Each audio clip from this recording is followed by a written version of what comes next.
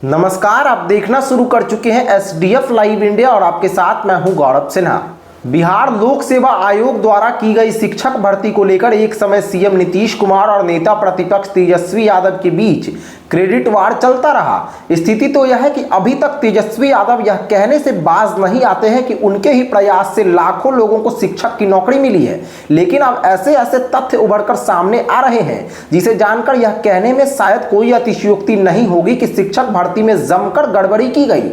गड़बड़ी को लेकर लगातार आ रही शिकायतों पर अगर गौर करें तो शिक्षक भर्ती में ऐसे अभ्यर्थी भी शिक्षक बन गए हैं जिन्होंने डिस्टेंस से 18 माह का डीएलएड किया है। हालांकि अभी तक फिलहाल 5 जिलों में ही टीआरई के पहले चरण में नियुक्ति हुई ऐसे शिक्षकों की पहचान की गई है, लेकिन कहा जा रहा है कि जांच की आंच जैसे जैसे तेज होती जाएगी वैसे वैसे कई मामलों का उजागर होना लगभग तय है।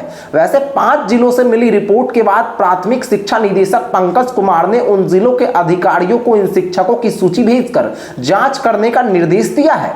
बताया जा रहा है कि सूची में 1.5 दर्जन ऐसे शिक्षकों के नाम हैं जिन्होंने गड़बड़ी कर शिक्षक की नौकरी हासिल की है। मिल रही जानकारी के अनुसार कोर्ट में मामला जाने के बाद जांच की प्रक्रिया शुरू हुई है और संबंधित शिक्षकों के डीएलएड के प्रमाण पत्र को लेकर सभी साक्ष्य संबंधित रिपोर्ट मांगे गए हैं। बताया जा रहा है कि डीएलएड पर बहाल शिक्षकों के सर्टिफिकेट जांच के भी आदेश दिए गए हैं। अगर ईमानदारी पूर्वक सर्टिफिकेट की जांच हुई तो ऐसे शिक्षकों की संख्या बढ़ना लगभग तय है।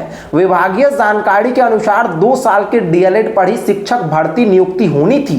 ऐसे में निदेशक ने निर्देशित करते हुए कहा है कि प्राथमिक शिक्षक की नियुक्ति के मामले में सर्वोच्च न्यायालय द्वारा 28 नवंबर 2023 को पारित आदेश में यह स्पष्ट कर दिया गया है कि शिक्षक पद पर नियुक्ति के लिए 18 माह का खुला और दूरस्थ शिक्षा के माध्यम से प्राप्त प्रशिक्षण मान्य नहीं होगा।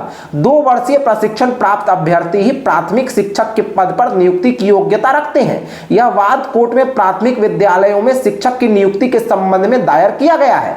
बहरहाल कोर्ट ने जब स्पष्ट कर दिया था कि 18 महीने का प्रशिक्षण मान्य नहीं होगा तो गड़बड़ी किस स्तर पर हुई यह तो देखने वाली बात होगी। लेकिन शिक्षक भर्ती के समय ही यह चर्चा जुगाली कर रही थी कि व्यापक पैमाने पर गड़बड़ी की गई है और अब यह प्रमाणित भी होने लगा है कि बीपीएससी शिक्षक बहाली में बड़ा घपला हुआ है।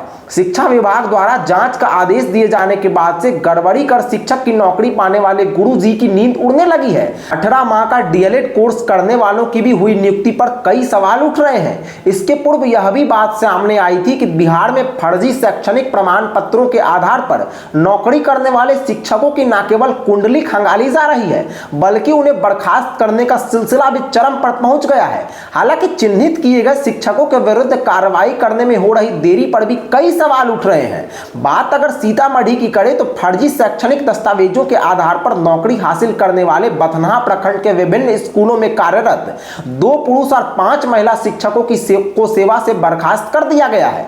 ये सभी शिक्षक पिछले कई वर्षों से नौकरी कर रहे थे। बताया जा रहा है कि हाई कोर्ट के द्वारा जारी आदेश के बाद निगरानी विभाग द्वारा नियोजित शिक्षकों की शैक्षणिक योग्यता की जांच की जा रही थी। जांच की आंच तेज होते ही यह प्रमाणित होने लगा कि कई लोगों ने फर्जी प्रमाण पत्रों के आधार पर शिक्षक की नौकरी हासिल कर दी है। इसी जांच के दौरान इन शिक्षकों के प्रमाण पत्र फर्जी पाए गए। इनमें से कुछ के खिलाफ पिछले साल तो कुछ के खिलाफ इस साल प्राथमिकी भी दर्ज की गई थी। अब इन शिक्षकों को नियोजित करने वाली इकाई ने ही उन्हें सेवा से बर्खास्त करना शुरू कर दिया है। बात अलग है कि इस कार्रवाई में 1.5 साल का समय लग गया। डीपीओ स्थापना ने पिछले साल मार्च में ही नियोजन इकाई को कार्रवाई करने का निर्देश दिया था। बावजूद इसके इकाई ने इस पर कोई ध्यान नहीं दिया।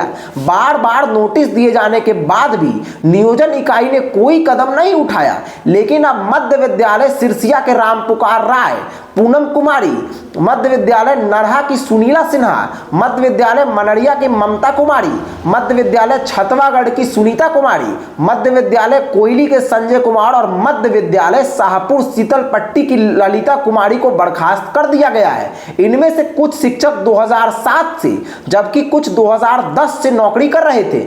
ऐसे में अब जब धीरे धीरे पूरा सच सामने आने लगा है तो फिर देखना दिलचस्प होगा कि आगे आगे होता है क्या। एसडीएफ न्यूज ब्यूरो, धन्यवाद।